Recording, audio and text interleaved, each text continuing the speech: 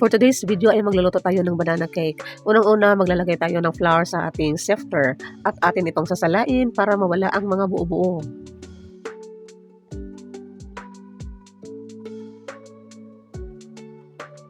Isusunod naman natin ang paglalagay ng baking powder at saka baking soda, din atin itong sasalain.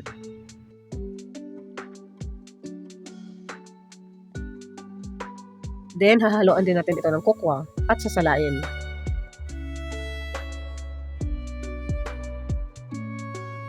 Halo-haloin natin ito gamit ang ating wire whisk. Haluan din natin ito ng itlog. Dahan-dahan lang sa paglalagay ng itlog, baka mahalo yung kanyang eggshell. At saka dahan-dahan din sa paglalagay dyan kasi may mga itlog na yung baho na siya. So dahan-dahan baka mabuhos mo yung baho. At saka mahalo mo dyan lahat. Sayang naman yung mixture. Haluan din natin ng oil, vanilla at saka sugar. Huwag din kalimutan ang paglalagay ng milk kasi yan ay nagpapalasa ng ating mixture ng ating banana cake. Then halo-haloin natin ang ating wet mixture.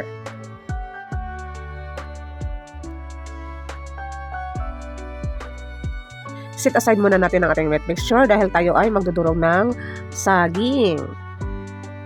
Durugin na mabuti ang saging katulad ng pagkadurog ng inyong heart. Charot!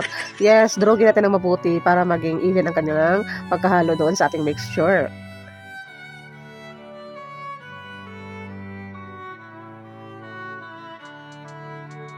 So, ihahalo natin ang ating dinurog na saging doon sa ating wet mixture. Halo-halo lang hanggang sila ay mag-well combined. Ihahalo natin ang ating wet mixture doon sa ating dry mixture. Halo-haloin ng mabuti hanggang mag-well combined.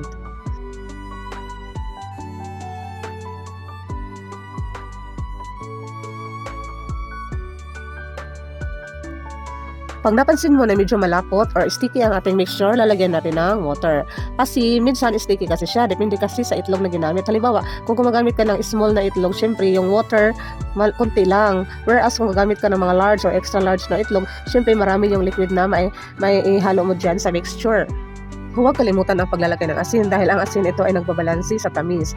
Kasi minsan pag walang asin, sobrang tamis ang matitikman mo kaya lagyan siya ng asin. So ilalagay na natin ang ating mixture sa ating mga moldy. Sa panahong ito ay nagpapakulo na ako ng water sa ating steamer para hindi naman masayang ang ating oras. Sa paglalagay ng mixture sa ating moldy, hindi dapat ito punuin kasi tutubo pa yan.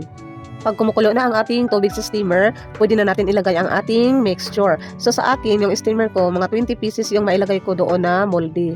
So after 15 to 20 minutes, i-check mo gamit ang iyong toothpick kung ito ba ay luto na.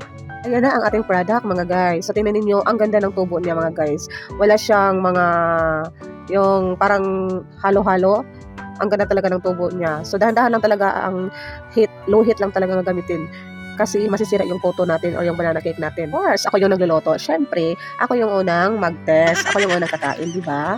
In fairness, so yummy mga guys. Tara, magluto rin kayo sa inyong bahay. Salamat mga guys sa inyong panonood. See you sa aking next video. Bye-bye!